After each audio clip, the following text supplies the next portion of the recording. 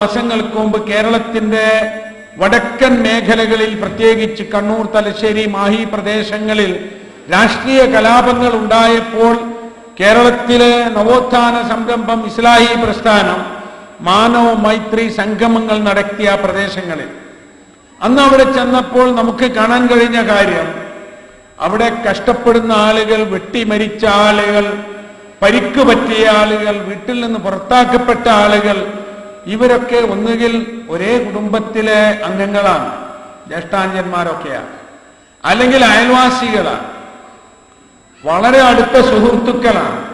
പക്ഷേ കലഹം വന്നപ്പോഴേ കൊടിയുടെ നിറവ്യത്യാസം കൊണ്ടും പാർട്ടികളുടെ പേര് വ്യത്യാസം കൊണ്ടും ഇവർ ക്രൂരന്മാരാവുകയാണ്. എന്നിട്ട് ഇത് സംഭവിക്കുന്നതാകട്ടെ സമൂഹത്തിലെ ഏറ്റവും ദുർബലരായ ആളുകൾ കഷ്ടപ്പെടുന്ന വിധത്തിലാണ്. ആരാ അവിടെയൊക്കെ മരിച്ചുപോയത് നോക്കിയാൽ കാണാം, പരിക്ക് പറ്റിയത് നമുക്ക് നോക്കിയാൽ അറിയാം. നിത്യത്തൊഴിലെടുത്ത് ജീവിക്കുന്ന പാവങ്ങൾ, ഓട്ടോറിക്ഷ തൊഴിലാളികൾ, ബസ്സിൽ ജോലി ചെയ്യുന്ന ആളുകൾ, കടകളിൽ ചെറിയ ശമ്പളത്തിന് തൊഴിലെടുക്കുന്ന ആളുകൾ, ഇവരാണ് കഷ്ടപ്പെട്ടത്. നേതാക്കന്മാർ വരുന്നുണ്ട്, പോകുന്നുണ്ട്, അവർക്ക് പോലീസ് പ്രൊട്ടക്ഷൻ ഉണ്ട്, അവർ സുഖമായി ജീവിക്കുന്നുണ്ട്. ആ ആളുകൾക്ക് വേണ്ടിയാണല്ലോ നമ്മൾ ഇത് ചെയ്യുന്നത് എന്നതോർക്കാൻ ഇവിടെ ഈ വെട്ടിമരിക്കുന്ന, കലഹമുണ്ടാക്കുന്ന ആളുകൾക്ക് കഴിയുന്നില്ല. മതത്തിന്റെ പേരിൽ കലഹമുണ്ടായ പ്രദേശങ്ങളിൽ നമുക്ക് കാണാം. ആ പ്രദേശങ്ങളിലും അത് തന്നെയാണ് ഉണ്ടായത്. ചിലപ്പോൾ അങ്ങുമിങ്ങുമായി ഉണ്ടാകുന്ന കലഹങ്ങൾ നോക്കൂ നിങ്ങൾ. ആ കലഹങ്ങളിലും കഷ്ടപ്പെടുന്നത് പാവപ്പെട്ട ആളുകളാണ്. അവരെ സംബന്ധിച്ചിടത്തോളം അവർ സുഹൃത്തുക്കളും ഒരേ പ്രദേശത്തുകാരും ഒക്കെയാണെങ്കിലും മതാന്ധത ബാധിക്കുമ്പോൾ അവർ ഭ്രാന്തന്മാരായി മാറുകയാണ്. ഇപ്പോൾ നമ്മൾ കാലത്തിന്റെ അനിവാര്യത എന്ന നിലക്ക് കേരളത്തിൽ ഈ 2 മാസക്കാലം KNM-ഉം അതിന്റെ പോഷക സംഘങ്ങളും ഒരു ക്യാമ്പയിൻ നടത്തുകയാണ്. ഇസ്ലാഹി പ്രസ്ഥാനത്തിന്റെ കാലിക പ്രസക്തിയിൽ ഏറ്റവും തെളിഞ്ഞു നിൽക്കുന്ന ഒരു സംഭവമാണത്. മതം മാനവ മൈത്രിക്ക് എന്ന സന്ദേശവുമായാണ് നമ്മുടെ ക്യാമ്പയിൻ. കേരളത്തിന്റെ മുക്കുമൂലകളിൽ, ഗ്രാമങ്ങളിൽ, നഗരങ്ങളിൽ, അയൽക്കൂട്ടങ്ങളിലൊക്കെ തന്നെയും മതത്തെ പരിചയപ്പെടുത്തുവാനും മാനവ മൈത്രിയുടെ സന്ദേശം എത്തിക്കുവാനുമുള്ള ഒരു ശ്രമമാണത്. എല്ലാവർക്കും അറിയാം, മുജാഹിദ് പ്രസ്ഥാനം കേരളത്തിൽ മുസ്ലിങ്ങൾക്കിടയിൽ ഒരു ന്യൂനപക്ഷമാണ്. എന്നാൽ എല്ലാവർക്കും അറിയാം, കേരളത്തിൽ ഈ നവോത്ഥാന പ്രസ്ഥാനം നൽകുന്ന സന്ദേശങ്ങൾ ഭാഗികമായോ പൂർണ്ണമായോ ഏറ്റെടുത്തിട്ടുള്ളത് എല്ലാവരുമാണ്. നമ്മുടെ സംഘടനയിൽ എത്ര അംഗങ്ങളുണ്ട് എന്നതിനേക്കാൾ ഏറ്റവും പ്രധാനം നാം ഉയർത്തിപ്പിടിച്ചിട്ടുള്ള ആദർശങ്ങൾ ജനങ്ങൾ എത്രത്തോളം ഉൾക്കൊള്ളുകയും വിലമതിക്കുകയും ചെയ്തു എന്നതാണ്. ഈ സന്ദേശവുമായി ജനങ്ങളെ സമീപിക്കുമ്പോൾ, പരിപാടികൾ സംഘടിപ്പിക്കുമ്പോൾ, ചർച്ചകൾ ഉണ്ടാക്കുമ്പോൾ, സമ്മേളനങ്ങൾ നടത്തുമ്പോൾ, സെമിനാറുകൾ സംഘടിപ്പിക്കുമ്പോൾ അതിൽ വന്ന് മാനവ മൈത്രിയെക്കുറിച്ച് പറയുന്നത് മുജാഹിദുകൾ മാത്രമല്ല, മുസ്ലിങ്ങൾ മാത്രമല്ല, മതവിശ്വാസികൾ മാത്രമല്ല, മറിച്ച് മനുഷ്യ നന്മ ആഗ്രഹിക്കുന്ന മുഴുവൻ ആളുകളും ഈ ആദർശത്തിന്റെയും ഈ മുദ്രാവാക്യത്തിന്റെയും പ്രസക്തി ഏറ്റെടുക്കുകയും ജനങ്ങൾക്ക് എത്തിച്ചു കൊടുക്കുകയും ചെയ്യുകയാണ്. ഇത് നമ്മൾ ഏറ്റെടുത്ത ഈ പ്രസക്തമായ ഒരു സന്ദേശവുമായി ജനങ്ങളിലേക്ക് എത്താൻ നമ്മെ നിർബന്ധിക്കുന്നത്, ഒന്ന്, മനുഷ്യരുടെ സ്വൈര ജീവിതം ഉറപ്പുവരുത്തണം ആദ്യം, എന്നാലേ മതവും സംസ്കാരവും ഒക്കെ നിലനിൽക്കുള്ളൂ എന്ന് ബോധ്യമായതുകൊണ്ടാണ്. ഇതൊരു പുതിയ അനുഭവമല്ല.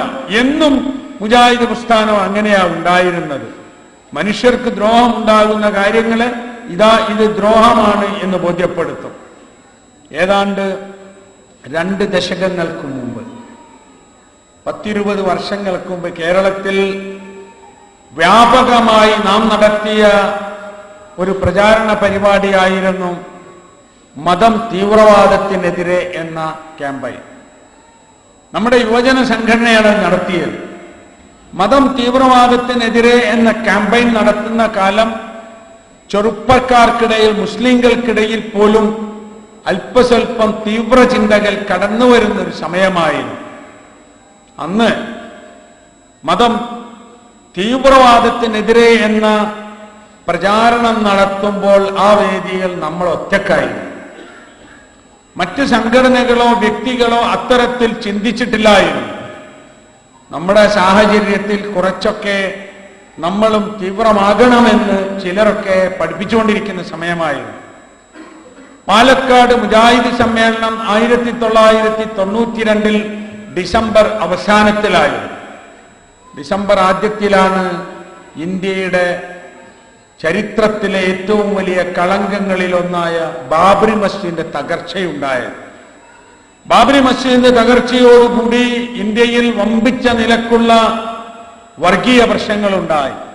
സാമുദായിക സംഘർഷങ്ങളും സംഘട്ടനങ്ങളും കൊലപാതകങ്ങളും ഉണ്ടായി. രക്തച്ചൊരിച്ചിലുകളുണ്ടായി. ഒരുപാട് ആളുകൾ അതിനോടനുബന്ധമായി ഉണ്ടായ പ്രശ്നങ്ങൾ കൊല്ലപ്പെടുകയുണ്ടായി. അന്ന് നാം നടത്തിയ സമ്മേളനം അതിന്റെ മുദ്രാവാക്യം മതം മനുഷ്യ സൗഹാർദ്ദത്തിന് എന്നതായിരുന്നു. മതം മനുഷ്യ സൗഹാർദ്ദത്തിന് എന്ന ഒരു സന്ദേശം മുദ്രാവാക്യമായി എടുക്കുകയും 6 മാസക്കാലം ആ സമ്മേളനത്തിന്റെ പ്രചരണത്തിന് വേണ്ടി നാടുനീളെ നമ്മൾ അതിന്റെ പ്രചരണ പരിപാടികൾ നടത്തുകയും ചെയ്തു. ആ സമ്മേളന വേദിയിൽ വിവിധ മത നേതാക്കന്മാർ വന്നുകൊണ്ട് പ്രഖ്യാപിച്ചു, ആലത്തൂരിലെ സിദ്ധാശ്രമത്തിലെ മഠാധിപതി സ്വാമി നിർമ്മലാനന്ദ യോഗിയെപ്പോലുള്ള പണ്ഡിതന്മാർ ആ സമ്മേളനത്തിൽ വെച്ച് പറഞ്ഞു, മനുഷ്യരെ, മതം മനുഷ്യ സൗഹാർദ്ദത്തിന് വേണ്ടിയാണ്, മനുഷ്യർക്കിടയിൽ കലഹമുണ്ടാക്കാനല്ല. ആ സന്ദേശം ഒന്നിച്ചു പ്രഖ്യാപിക്കാനുള്ള വേദികൾ കേരളത്തിന്റെ എല്ലാ ഭാഗങ്ങളിലും ഉണ്ടാക്കിയപ്പോൾ അതിന്റെ ഫലവും ഉണ്ടായി. ആ ഒരു പ്രത്യേക സാഹചര്യത്തിൽ കേരളം ശാന്തമായി നിന്നതിൽ ഏറ്റവും വലിയ സംഭാവന അർപ്പിച്ചത് നമ്മുടെ പ്രസ്ഥാനത്തിന്റെ പ്രവർത്തനങ്ങളാണ് എന്ന് സാംസ്കാരിക നായകന്മാരും കേരളത്തിന്റെ സാമൂഹ്യ രംഗത്ത് പ്രവർത്തിക്കുന്നവരും പിന്നീട് പറയുകയും എഴുതുകയും പ്രഖ്യാപിക്കുകയും ചെയ്തു. അവിടുന്ന് ഇങ്ങോട്ടുള്ള ഏതൊരു പ്രവർത്തനം എടുത്തു നോക്കിയാലും ഇത്തരത്തിൽ ഉയർന്നു വരുവാനുള്ള ഒരു തൗഫീഖ് അല്ലാഹു സുബ്ഹാനഹു വ തആല ഈ പ്രസ്ഥാനത്തിന് നൽകിയിട്ടുണ്ട്. കഴിഞ്ഞ ആഴ്ച കേരളത്തിന്റെ എല്ലാ ഭാഗങ്ങളിലും ഫലസ്തീൻ സമൂഹത്തിന് വേണ്ടി ഐക്യദാർഢ്യം പ്രഖ്യാപിച്ചുകൊണ്ട് നാം നമ്മുടെ യുവാക്കളുടെ നേതൃത്വത്തിൽ റാലികളും സമ്മേളനങ്ങളും നടത്തി. കഷ്ടപ്പെടുന്ന ഫലസ്തീൻ ജനതയ്ക്ക് വേണ്ടി പ്രാർത്ഥിക്കുവാൻ പള്ളികളിലും മറ്റും നമ്മൾ ആഹ്വാനം ചെയ്തു. എന്താണ് പ്രശ്നമെന്ന് വിവരിച്ചു കൊടുക്കുന്ന പരിപാടികൾ ഉണ്ടാക്കി. രാഷ്ട്രത്തെയും രാഷ്ട്രീയ നേതൃത്വത്തെയും അത് ബോധ്യപ്പെടുത്തി കൊടുക്കാൻ നമ്മൾ ശ്രമിച്ചു. അതിൽ നമുക്ക് പക്ഷമുണ്ടായിരുന്നില്ല. കക്ഷിത്വവും രാഷ്ട്രീയവും നമ്മെ അതിന് തടസ്സമായിരുന്നില്ല. നമ്മുടെ രാജ്യം ജനിച്ച നാടിന്റെ വിമോചനത്തിന് വേണ്ടി പടപൊരുതുന്ന ഫലസ്തീനികളുടെ കൂടെയാണ് എന്നത് യാസിർ അറഫാത്തിന്റെ ഇന്ത്യ സന്ദർശന വേളയിൽ നമ്മുടെ രാജ്യം പ്രഖ്യാപിച്ചെടുത്താണ് നാം നിൽക്കേണ്ടത് എന്ന് നാം പ്രധാനമന്ത്രിയെയും പ്രസിഡന്റിനെയും UNO സെക്രട്ടറിയെയും എല്ലാവരെയും എഴുതി അറിയിക്കുവാനുള്ള ഏർപ്പാടുണ്ടാക്കി. UNOയിൽ ഫലസ്തീനിന്റെ നിലനിൽപ്പിന് വേണ്ടി നൽകിയിട്ടുള്ള നിർദ്ദേശങ്ങളിൽ ഫലസ്തീനെ രക്ഷിച്ചുകൊള്ളുക എന്ന ആ ആഹ്വാനത്തെ വീണ്ടും ജനങ്ങളിലേക്ക് എത്തിക്കുവാനുള്ള ശ്രമങ്ങൾ നമ്മൾ നടത്തി. ഞാനീ പറഞ്ഞു വരുന്നത് മനുഷ്യന്റെ പ്രശ്നങ്ങൾക്ക് പ്രശ്നങ്ങളായി കണ്ട് പരിഹാരം നിർദ്ദേശിക്കുന്ന ഒരു സമീപന രീതിയാണ് ജീവിക്കുവാനും നിലനിൽക്കുവാനും അർഹതയുള്ള ഒരു പ്രസ്ഥാനം ചെയ്യേണ്ടത് എന്നാണ്. ഇപ്പോൾ ലോകത്തിന്റെ ഒരു വലിയ പ്രശ്നമാണല്ലോ സാമ്പത്തിക മാന്ദ്യം. എല്ലായിടത്തും എവിടെ പോയാലും ആളുകൾ അത് പറയുന്നു. എന്തിനും ഒരു ന്യായം പറയാൻ അതൊരു കാരണവുമാകുന്നു. അതാണല്ലോ, ജോലിയിൽ നിന്ന് പിരിച്ചു വിട്ടാലത്, ജോലി കിട്ടിയാലത്, ശമ്പളം കൂട്ടിയാലത്, കുറച്ചാലത്, എന്ത് സംഭവം ഉണ്ടായാൽ പോലും അതിനൊരു കാരണമായി അത് ഉയർന്നു നിൽക്കുന്നു. ഒരു മാസം മുമ്പ് ഞാൻ കർണാടകയിലെ ഒരു വലിയ ഒരു വ്യവസായി അദ്ദേഹത്തോട് സംസാരിച്ചപ്പോൾ, നിങ്ങളുടെ വ്യവസായത്തിൽ ഈ പുതിയ സാമ്പത്തിക മാന്ദ്യം അതുകൊണ്ട് എന്തെങ്കിലും വിഷമമുണ്ടായിട്ടുണ്ടോ എന്ന് ചോദിച്ചപ്പോൾ അദ്ദേഹം പറഞ്ഞു, ഇല്ല എന്ന് ആരെങ്കിലും പറഞ്ഞാൽ അവൻ കളവ് പറയുന്നവനാണ് എന്ന്.